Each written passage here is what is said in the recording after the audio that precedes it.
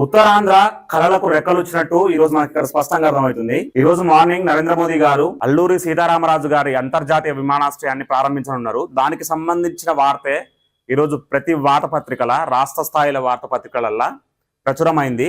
నిన్న నరేంద్ర మోదీ గారు ట్వీట్ కూడా చేయడం జరిగింది. ఒక స్వతంత్ర సమర యోధుని పేరుతోటి ఒక ఎయిర్పోర్ట్ ని ప్రారంభించడం అనేది నిజంగా గర్వించదగ్గ విషయం అని చాలా స్పష్టంగా చెప్పిర్రు. ఈ కార్యక్రమానికి భారత ప్రధానమంత్రి వర్యులు శ్రీ నరేంద్ర మోదీ గారు ముఖ్య అతిథిగా వస్తుర్రు. నవ్యాంధ్ర చరిత్రలో సువర్ణాధ్యాయం. భోగాపురంలో అల్లూరి సీతారామరాజు అంతర్జాతీయ విమానాశ్రయం ప్రారంభం నేడు. ప్రధాని మోదీ చేతుల మీదుగా శ్రీకారం.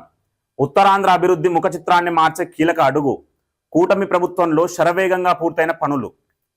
భోగాపురం విమానాశ్రయం అనేది ఉత్తరాంధ్ర ప్రజల యొక్క అడవి బిడ్డల యొక్క కళ. ఈరోజు ఈ విమానాశ్రయం రావడం కారణంగా సుమారు 5,000 కోట్లకు పైగా వ్యయంతో నిర్మించిన ఈ విమానాశ్రయం కారణంగా ఉత్తరాంధ్ర శ్రీకాకుళం, ముఖ్యంగా శ్రీకాకుళం, విజయనగరం జిల్లాలు శరవేగంగా అభివృద్ధి చెందే అవకాశం ఉంటుందని మనకి ఇక్కడ స్పష్టంగా అర్థమవుతుంది. నవ్యాంధ్ర చరిత్రలో సువర్ణాధ్యాయనం మరికొన్ని గంటల్లో ఆవిష్కృతం కానుంది. భోగాపురం అల్లూరి సీతారామరాజు అంతర్జాతీయ విమానాశ్రయం ప్రధానమంత్రి నరేంద్ర మోదీ చేతుల మీదుగా ప్రారంభోత్సవానికి సర్వం సిద్ధం. రాష్ట్ర విభజన తర్వాత ప్రారంభమవుతున్న తొలి అతిపెద్ద విమానాశ్రయం ఇదే కావడం విశేషం. ఉత్తరాంధ్ర ప్రాంతాభివృద్ధి ముఖ చిత్రాన్ని మార్చడంలో ఇది కీలకమైన ముందడుగు కానుంది. ఇక్కడ చూడండి, వ్యయం ఎంత, అసలు విస్తీర్ణం ఏందో ఒకసారి దాని డీటెయిల్స్ చూద్దాం. మొత్తం భోగాపురం విమానాశ్రయం నిర్మాణానికి 4,750 కోట్లు ఖర్చు పెట్టి ఇప్పుడున్న టెక్నాలజీ తోటి కట్టడం జరిగింది. అత్యాధునిక టెక్నాలజీ తోటి ఆ వైభవం చూడండి ఒకసారి ఎంత మంచిగా ఉన్నదో. సుమారు 2,203 ఎకరాలల్లా ఈ విమానాశ్రయాన్ని నిర్మించడం నిజంగా గర్వించదగ్గ విషయం. ఎందుకు ఇక్కడ గాలి వేగం కూడా ఇంపార్టెంట్ కాబోతుంది ఈ ఎయిర్పోర్ట్ కనంటే, ముఖ్యంగా ఉత్తరాంధ్రలో ఉంది కాబట్టి, సముద్ర మట్టానికి చాలా దగ్గరలో ఉంటుంది కాబట్టి ఎంత గాలులు వచ్చినా కూడా విమానాశ్రయం యొక్క కట్టడం ఇబ్బంది పడకుండా ఉండడానికి 275 కిలోమీటర్ల వేగంతో గాలులు వీచినా కూడా ఎటువంటి అవాంఛనీయ ఘటనలు జరగకుండా నిర్మించారు ఈ విమానాశ్రయాన్ని. అలాగే చెక్ ఇన్ కౌంటర్లు 40, ఇమిగ్రేషన్ కేంద్రాలు 10. అంటే ఒక ఇంటర్నేషనల్ కనెక్టివిటీ పెరుగుతుందని మనకి ఇక్కడ స్పష్టంగా అర్థమవుతుంది. సెల్ఫ్ చెక్ ఇన్, బ్యారేజ్ రెక్కిం సదుపాయాలు. ప్రయాణికుల సామర్థ్యం తొలి దశలో ఏడాదికి 60 లక్షల మంది ప్రయాణించేందుకు ప్రయాణికుల సామర్థ్యం అనేది ఇక్కడ తొలి దశలో 60 లక్షల మంది. రెండో దశకు వస్తారికే 1,20,00,000 మంది ఉన్నారు. మూడో దశలో 1,80,00,000 మంది. అంటే దశల వారీగా అభివృద్ధి కానుంది. మొదటి దశ పూర్తయింది కాబట్టి ఈ సేవలు అందుబాటులోకి వస్తున్నాయి కాబట్టి ఇంటర్నేషనల్ కనెక్టివిటీని ఈ ఎయిర్ ఇండియా అయినా జాతీయంగానైనా అంతర్జాతీయంగానైనా ప్రయాణాలు చేయొచ్చు కాబట్టి ఈ మొదటి దశ పనులని ఈరోజు ప్రారంభించనున్నారు. ఆ ఎయిర్పోర్ట్ని ప్రారంభించనున్నారు నరేంద్ర మోదీ గారు. కమర్షియల్ హబ్, హోటళ్లు. ఇక్కడ జిఎంఆర్ ఏరో సిటీ అభివృద్ధి. జిఎంఆర్ ఏరో సిటీ అభివృద్ధిలో భాగంగా ఒక యూనివర్సిటీని, ఏరో యూనివర్సిటీని, అలాగే హోటల్స్ని, ఆ ఏరోస్పేస్కి సంబంధించిన రీసెర్చ్ సెంటర్లను కూడా ఇక్కడ జిఎంఆర్ ఎస్టాబ్లిష్ చేస్తుందని మనకి ఇక్కడ స్పష్టంగా అర్థమవుతుంది. పర్యాటక, పారిశ్రామిక, ఆర్థిక రంగాల్లో ప్రగతికి కేంద్ర బిందువుగా నిలవనుంది ఈ విమానాశ్రయం. కూటమి అధికారం చేపట్టిన తర్వాత ప్రత్యేక శ్రద్ధ చూపించి శరవేగంగా విమానాశ్రయ పనులు పూర్తి చేయించింది. అంతర్జాతీయ ప్రయాణాలు, అత్యాధునిక సాంకేతిక, అత్యుత్తమ స్థాయి మౌలిక వసతులతో నిర్మితమైన ఈ విమానాశ్రయాన్ని శనివారం ఉదయం ప్రధాని నరేంద్ర మోదీ గారు ప్రారంభించి జాతికి అంకితం చేయనున్నారు. సో దీనితో పాటు ఈ ప్రారంభం జరిగిన తర్వాత ఒక సుమారు 2 గంటల పాటు భోగాపురం ఎయిర్పోర్ట్లోనే ఉంటాడు. దాని తర్వాత రాష్ట్రంలో, ఆంధ్రప్రదేశ్ రాష్ట్రంలో 17,883 కోట్లతోటి మిగిలిన ప్రాజెక్టులను కూడా ప్రారంభించే అవకాశం ఉంది. కొన్ని పూర్తయిన ప్రాజెక్టులు, ఇంకొన్ని శంకుస్థాపనలు కూడా చేయనున్నట్టు మనకి ఇక్కడ స్పష్టంగా అర్థమవుతుంది. అందులో మొదటిది శంకుస్థాపన వచ్చేసి ఏఎస్ఐపి సెమీ కండక్టర్ ప్రాజెక్ట్ని విశాఖపట్నంలో ఎస్టాబ్లిష్ చేయబోతున్నారు. ఏఎస్పిఐ టెక్నాలజీస్, సౌత్ కొరియాకి సంబంధించిన ఏపీఏసిటి కంపెనీలు 2 కలిసి సంయుక్తంగా 460 కోట్ల రూపాయలతోటి పెట్టుబడులు పెట్టనున్నాయి. దానికి సంబంధించిన సెమీ కండక్టర్ ప్రాజెక్ట్ ని కూడా డిజిటల్ మాధ్యమంగా ప్రారంభించనున్నారు. అదేవిధంగా కర్నూల్ 4 రెన్యూవబుల్ ఎనర్జీ జోన్ ని 4,370 కోట్లతోటి నిర్మించనున్న ఈ జోన్ ని ప్రారంభించనున్నారు. ఇందులో భాగంగానే Anantapur solar and wind project కూడా అందుబాటులోకి రానుంది. అనంతపూర్లో ఉన్నది 2,500 మెగావాట్లకు సంబంధించిన సామర్థ్యం ఉన్న ప్లాంట్ అయితే కర్నూల్లో 1000 మెగావాట్లకు సంబంధించిన ప్లాంట్. అదేవిధంగా ఈరోజు తాడిపత్రి బైపాస్ హైవే కూడా అందుబాటులోకి రానుంది. సెంట్రల్ యూనివర్సిటీని అనుసంధానం చేసుకుంటా తాడిపత్రి బైపాస్ రూట్ని ప్రారంభించనున్నారు. అది సుమారు 168 కోట్ల రూపాయలతోటేమో నిర్మించారు. అలాగే తెలంగాణ హైదరాబాద్ నుంచి డైరెక్ట్ విశాఖపట్నం పోవాలంటే ఇంతకుముందు విజయవాడ మీదుగా పోవాల్సి ఉండే, అంటే రూట్ చాలా లెంత్ ఉంటుండే. ఇప్పుడు హైదరాబాద్, ఖమ్మం, రాజమండ్రి, విశాఖపట్నం పోయే దిశగా ఒక హైవేని నిర్మించనున్నారు. అందులో కొంత భాగం మొదటి దశ పూర్తయింది. అది కూడా ఈరోజు ప్రారంభోత్సవం జరగనుంది. ఇక్కడ చూడండి, ఖమ్మం నుంచి దూరాలపల్లి గ్రీన్ఫీల్డ్ హైవేని సుమారు 752 కోట్ల రూపాయలతోటి నిర్మించిర్రు. ఇక్కడ తాడిపత్రి బైపాస్ వచ్చేసి 160 కోట్ల రూపాయలతోటి నిర్మించిర్రు. అవి కూడా ఈరోజు ఓపెన్ కాబోతున్నాయి.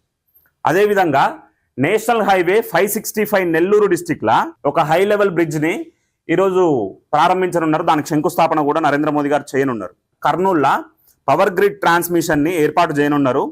దానికి ఈరోజు ఫౌండేషన్ వేస్తూ 5,550 కోట్ల రూపాయలతోటి ఆ ప్రాజెక్టు పనులను కూడా ఈరోజు శంకుస్థాపన చేసి ప్రారంభించనున్నారు నరేంద్ర మోదీ గారు. గిరిజన సాంప్రదాయ తింసా నృత్యంతో స్వాగతం, నరేంద్ర మోదీని తింసా నృత్యంతో స్వాగతం పలకనున్నారు అక్కడున్న కళాకారులు.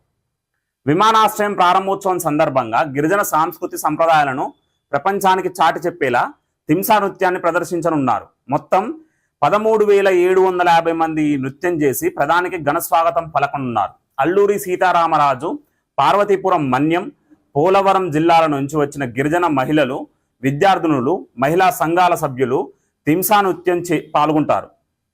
దీనికోసం ప్రయాణికులు టెర్మినల్ భవనం నుంచి సభావేదిక వైపు వెళ్లే మార్గంలో ప్రత్యేకంగా భారీ వేదిక ఏర్పాటు చేశారు.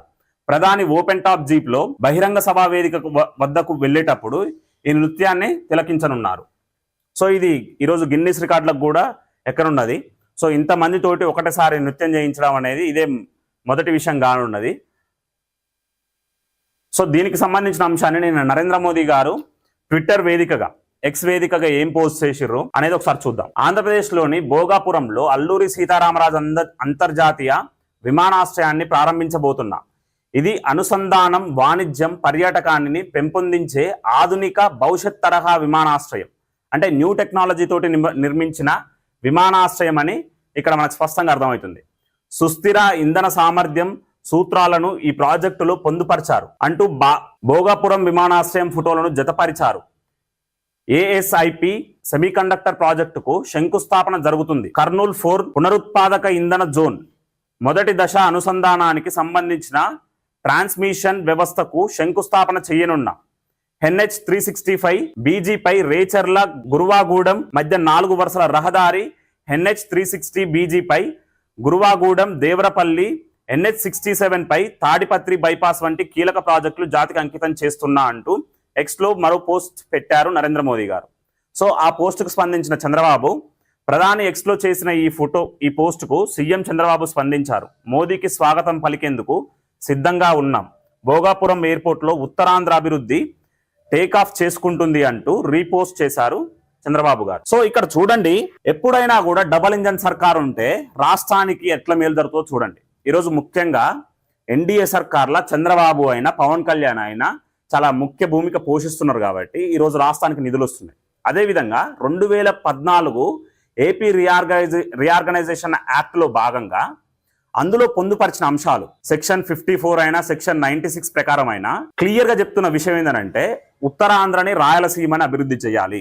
క్యాపిటల్ ఎక్కడ ఏర్పాటు చేసినా క్యాపిటల్కి నిధులు ఇవ్వాలి, రాయలసీమ అండ్ ఉత్తరాంధ్రను అభివృద్ధి చేయాలి. కాబట్టి ఆ యాక్ట్లో భాగంగా దానికి పూర్తి మద్దతు ఇస్తూ ఈరోజు ఎన్డీఏ సర్కార్, నరేంద్ర మోదీ గారి నాయకత్వంలో ఎన్డీఏ సర్కార్ ఆంధ్రప్రదేశ్కి పెద్దపీట వేస్తుందని మనకి ఇక్కడ స్పష్టంగా అర్థమవుతుంది. నరేంద్ర మోదీ గారు చెప్పిన మాటే, రాష్ట్ర విభజన అప్పుడు ఆంధ్రప్రదేశ్కి కొంతమేర అన్యాయం జరిగింది. ఆ అన్యాయాన్ని పూడ్చడానికి నరేంద్ర మోదీ గారు గత 12 సంవత్సరాలుగా కృషి చేస్తున్నారని మనకు అతను నిర్వహిస్తున్న కార్యక్రమాలు, అతను కేటాయిస్తున్న నిధుల ద్వారా మనకి ఇక్కడ స్పష్టంగా అర్థమవుతుంది. ఒక్కసారే సుమారు 8,000 కోట్లతోటి పనులు ప్రారంభిస్తున్నారు. నరేంద్ర మోదీ గారు 2024 అధికారంలోకి వచ్చిన కానించి world bank and Asian development బ్యాంకుల ద్వారా సుమారు 16,000 కోట్ల రూపాయల నిధులని బ్యాంకుల ద్వారా ఇప్పించారు ఆంధ్రప్రదేశ్కి. అదేవిధంగా అర్బనైజేషన్ సిస్టమ్ని, అర్బనైజేషన్ ఎకో సిస్టమ్ని డెవలప్ చేసేందుకు అమరావతికి 4,600 కోట్లను కేటాయించింది కేంద్ర ప్రభుత్వం. ప్రతి బడ్జెట్లో కీలక ఏమంటాం కీలక ప్రాజెక్టులకి శంకుస్థాపనలు చేస్తందుకో ఆ పనులని ప్రారంభిస్తేందుకో నిధులను కేటాయిస్తున్నారు నిర్మలా సీతారామన్ గారు. సో వీటినన్నిటిని చూస్తే మనకు స్పష్టంగా అర్థమవుతుంది, రాష్ట్రాలైనా దేశమైన అభివృద్ధి చెందాలంటే డబల్ ఇంజన్ సర్కార్ ఉండాలి. ఈరోజు కాంగ్రెస్ ఇక్కడ మెట్రో ఫేజ్ 2కి కేంద్ర ప్రభుత్వం 36,000 కోట్ల రూపాయల నిధులు ఇస్తా అంటున్నా కూడా ఆ ప్రాజెక్ట్ ని తెచ్చుకొని మళ్ళా కేంద్ర ప్రభుత్వాన్ని విమర్శిస్తున్న రేవంత్ రెడ్డి. అంటే చూడండి, ఎప్పుడైనా కోఆర్డినేషన్ ఉంటే ఎట్లా అభివృద్ధి అయిద్దో. సో ఈడ ఏందనంటే సొమ్మొకంది సోకొకంది అన్నట్టు, డబ్బులు ఇచ్చేదేమో కేంద్ర ప్రభుత్వం, ఫోటోలు ఏమో ఇళ్ళ ఉంటాయి. సో డబల్ ఇంజన్ సర్కార్ ఉంటే రేపు రాష్ట్రంలో కూడా బీజేపీ అధికారంలోకి వస్తే తెలంగాణ కూడా ఇంతే వేగంగా అభివృద్ధి అవుతుంది. తెలంగాణకున్న అతిపెద్ద వరం ఏంటిదంటే హైదరాబాద్. మళ్ళా అది కూడా డెవలప్ చేసింది అటల్ బిహారీ వాజ్పేయి గారు, చంద్రబాబు గారే.